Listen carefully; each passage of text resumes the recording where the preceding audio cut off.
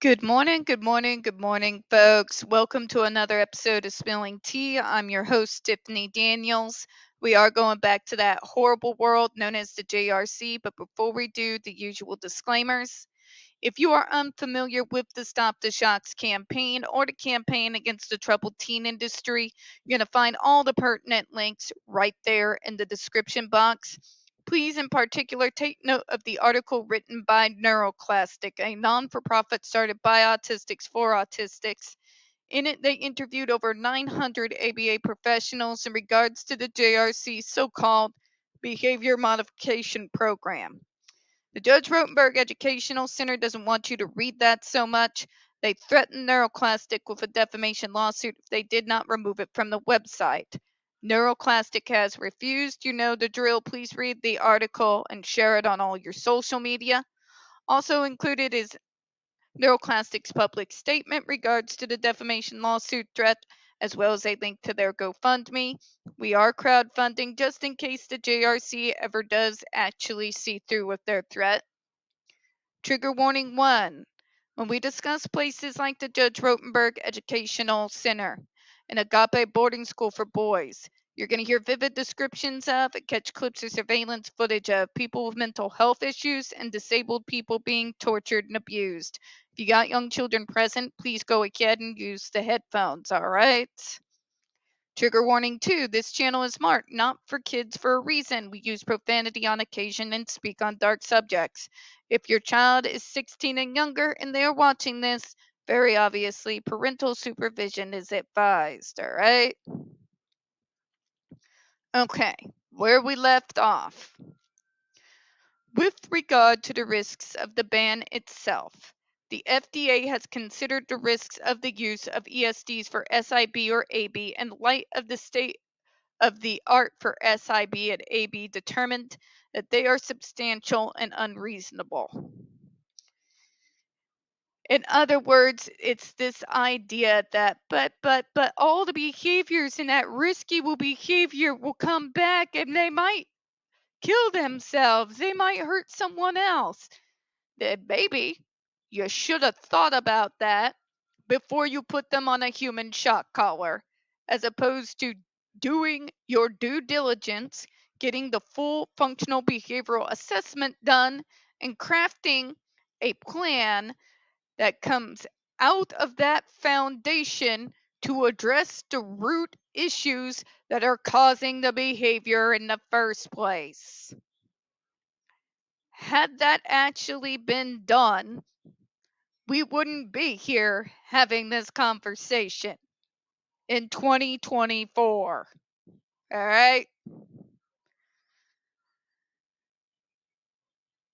If you stop any form of medication or a treatment program or plan, particularly when you're dealing with us autistic folks, there's going to be drawbacks. Whether it is done for our good and it's a good change or not. We don't do well with change. It takes us a longer time than our neurotypical peers to adapt to change. This is why I advocated to many parents to ease us into change as opposed to throwing us in the water and expecting us to swim. Okay? I can operate now relatively well if I know ahead of time a change is coming and I can start to adjust myself accordingly. Although there's still drawbacks, it's not going to be nearly as bad as that which way I react when there's abrupt change.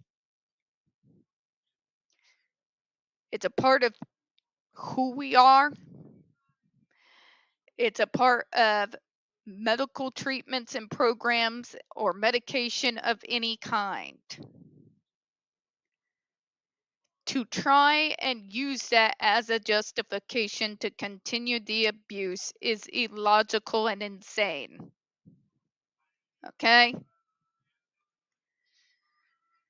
In contrast, as discussed in Section VE, state-of-the-art therapies such as PBS pose little to no risk and are generally successful regardless of severity of the target behavior. Thank you, because the JRC has been trying to cram down everybody's throats that these kids are so severe, nothing else will work. You don't know. You've never worked with kids this severe. The doctors and the professionals that came to those hearings from 2014 to 2016 with more letters behind their name than Dr. Israel has ever collected in the entirety of his whole life on this earth beg to differ. The math isn't mathing. You have individuals with descriptions of forms of self-harm or aggressive behavior that are damn near identical to the ones that Dr. Israel violates HIPAA law with impunity, apparently, in describing the issues facing those who came to his school. Okay? Stop with the bullshit.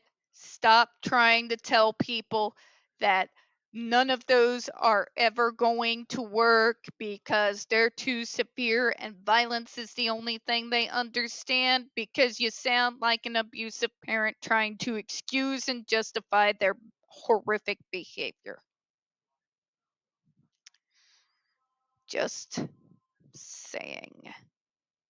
The data, the science isn't on JRC's side. Not even remotely close. But let's read on, shall we? The FDA acknowledges that a small subpopulation of people who manifest SIB or AB may simply have no adequate treatment option. Bullshit! Major bullshit.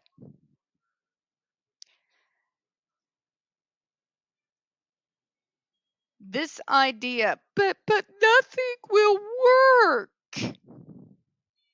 These are the reasons why full functional behavioral assessments are fundamental to any successive treatment program. Period, period, period. Okay? The very reason why those assessments are done is determining a baseline, as well as, I know, crazy thought, including the person with the diagnosis in the conversation to learn in whatever ways we can what is the root cause of the behavior. You cannot tell me and look me in the eyes, look me in the face, and tell me that getting a full functional behavioral assessment done and determining the roots from where this behavior comes from is not going to help these kids, because I've seen it. Okay? I've seen it work. And it works for longer term. It takes longer. It's not an instant fix like Dr. Israel tries to promise to you, or those people peddling their snake oil pseudoscience bullshit tried to tell you. It's work. It's years of work. But the results are lifelong. Claims that the use of ESDs is necessary for some people are not supported by the available data or information. Again, the math isn't on their side, the data isn't on their side, the science, both mental health science and regular medical science, is not on their side and does not back the JRC's claims whatsoever. That alone should have been the end of the conversation. But then again, I think the end of the conversation should have been at the very first death on the JRC's doorstep. We're going to close on that. We don't get very many views on this channel. The few that we do get do tend to get removed from time to time. So, folks, please don't forget to hit the like button, hit subscribe, and don't forget to utilize those comments. I appreciate your time today. And as always, folks, we here at Spilling Tea hope you have a good one. I'll see you here in a minute.